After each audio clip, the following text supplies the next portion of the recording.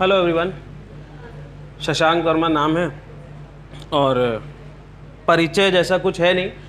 हरवंश राय बच्चन ने वैसे एक लाइन कही है, मस्ती भरा मन मिट्टी का तन, पल भर जीवन मेरा परिचय। तो परिचय वही समझ लीजिए। और सब लोग सबके लिए कुछ ना कुछ कहते हैं, बट एंकर महोदय के लिए कोई कुछ कहता नहीं है, अभी भी नहीं सुन रहे हैं। एंकर जी आप ही के लिए है ये पहला। अभी आप जब सबको समय बता रहे थे तब मैंने लिखा है कि पीठ दिखा के जो भागे उस कायर को मत रोकना, कयामत भी आ जाए तो इस शायर को मत रोकना। ठीक है, तो खैर वहीं से शुरू करते हैं। मोहब्बत सबका फेवरेट टॉपिक है, थोड़ा अलग से कहने की कोशिश की है, सुनिएगा। देखो बात यह है कि दिल धड़कता है इसमें, बात यह है कि दिल धड़कता है इसमें, इस खत को बेजान मत समझना। एक लेटर लिखा है, बात यह है कि दिल धड़कता है इसमें, इस खत को बेजान मत समझना। एक तरफा इश्क की कहानी है, सरफिरे आशिक का पैगाम मत समझना। लिखने को तो मन का सब लिखा है इसमें, लिखने को तो मन का सब लिखा है इसमें, तुम बस पढ़ के जाने देना, कुछ भी फरमान मत समझना। तुम बस ये करना कि अकेले में पढ़ना, तुम बस ये करना कि अकेले में पढ़ना, बहुत बहुत नाजुक जज्बात हैं। तुम बस ये करना कि अकेले में पढ़ना, बहुत बहुत नाजुक जज्बात हैं, इसको ऐलान मत समझना।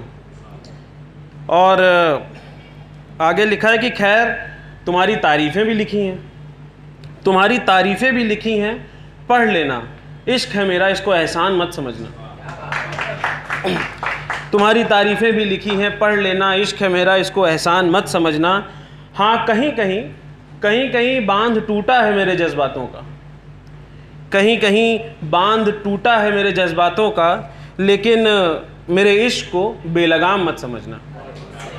कहीं कहीं बांध टूटा है मेरे जज्बातों का, लेकिन मेरे इश्क को बेलगाम मत समझना। और आगे है कि ईमान तुम पे ही डोला है हमेशा, ईमान तुम पे ही डोला है हमेशा, कोई और इस काबिल ना लगा। ईमान तुम पे ही डोला है हमेशा, कोई और इस काबिल ना लगा। अब जो लगने लगेगा, खाली थोड़ा बैठे हम, ईमान तुम पे ही डोला है हमेशा, कोई और इस काबिल ना लगा। अब जो कोई लगने लगेगा तो मुझे बेईमान मत समझना। और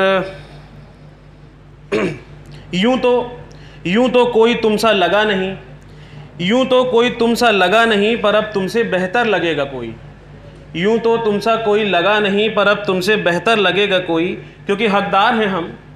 यूं तो कोई तुमसा लगा नहीं, पर अब तुमसे बेहतर लगेगा कोई, क्योंकि हकदार हैं हम, पर इसे मेरा इंतकाम मत समझना।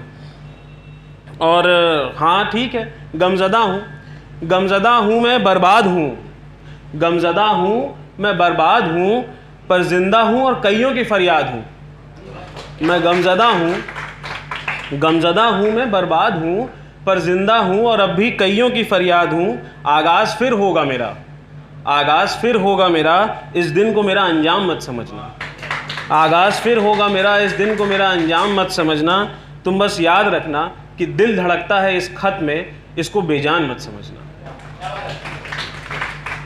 ये थोड़ा सा आदमी को तब समझ में आती है जब जीवन में उसके अंदर लेवल ऑफ मैच्योरिटी डेवलप होती है, तब उस समय की बात है। और वो महसूस करता है ये सेम चीज़ कि कुछ बातें चुप रहने पे मजबूर कर देती हैं, कुछ बातें चुप रहने पे मजबूर कर देती हैं, ज़िंदगी धीरे धीरे बचपने से दूर कर देती है। कुछ बातें चुप रहने पे मजबूर कर देती हैं, ज़िंदगी धीरे धीरे बचपने से दूर कर देती है। पैदा सब होते हैं आँखों में चमक लेकर, हम सभी बहुत खिलखिलाते हुए पैदा होते हैं। पैदा सब होते हैं आँखों में चमक लेकर, ये दुनिया हकीकत दिखा के बेनूर कर देती है। और इसी में आगे है कि हम कितने तन्हा थे अब तक, हम कितने तन्हा थे अब तक ये बताती हैं, हम कितने तन्हा थे अब तक ये बताती हैं, ये मुसीबतें इतना तो ज़रूर कर देती हैं। हम कितने तन्हा थे अब तक ये बताती हैं, ये मुसीबतें इतना तो ज़रूर कर देती हैं। और जब तक जिंदा थे बड़े गुमनाम रहे हम, जब तक जिंदा थे बड़े गुमनाम रहे हम, ना जाने मौत कैसे इतना मशहूर कर देती है। और इसके बाद कुछ थोड़ी सी शायरियाँ हैं। एक है कि ये वीराना हमें ठीक नहीं लगता, ये वीराना हमें ठीक नहीं लगता, तुम्हें यूँ गंवाना हमें ठीक नहीं लगता। ये वीराना हमें ठीक नहीं लगता, तुम्हें यूँ गंवाना हमें ठीक नहीं लगता। अगर ताल्लुक़ ख़त्म ही कर लिया है, अगर ताल्लुक़ ख़त्म ही कर लिया है, तो ख्वाबों में तुम्हारा यूँ आना जाना हमें ठीक नहीं लगता। अच्छा, इश्क से हट के ये एक शेर है कि, और ये उन लोगों के लिए है जो लोग दुनिया की बुराइयों में लिप्त नहीं होना चाहते, जो चाहते हैं कि हाँ ये बुरी चीज़ है तो बुरी चीज़ है, उसको हम बोलेंगे। तो उस पे है कि लोग कहते हैं इस ज़माने में तुम शरीफ गलत हो। शरीफ को बता दिया कि तुम गलत हो। लोग कहते हैं इस ज़माने में तुम शरीफ गलत हो, जल्लादों की इस दुनिया में तुम रफ़ीक गलत हो। रफ़ीक मतलब काइंड हार्टेड आदमी। लोग कहते हैं इस ज़माने में तुम शरीफ गलत हो, जल्लादों की इस दुनिया में तुम रफ़ीक गलत हो।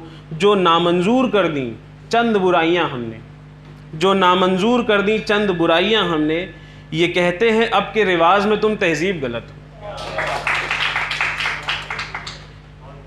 और एक ये 2 लाइनर है, ये मैंने लिखा था। मैं जब यहाँ से जॉब करने कभी नोएडा जाता था, तो जब भी मैं छुट्टी में यहाँ आता था तो बड़ा एनर्जी फील करता था। ऑब्वियसली इलाहाबादी हूँ, तो जब ये घर आता तो बड़ा एनर्जी फील करता था और एनर्जी के साथ वापस जाता था। तो वहाँ के लोग मुझसे ये कहते थे कि जब से लौटे हो कुछ आबाद से लगते हो, दिल्ली जैसे गए थे इलाहाबाद से लगते हो।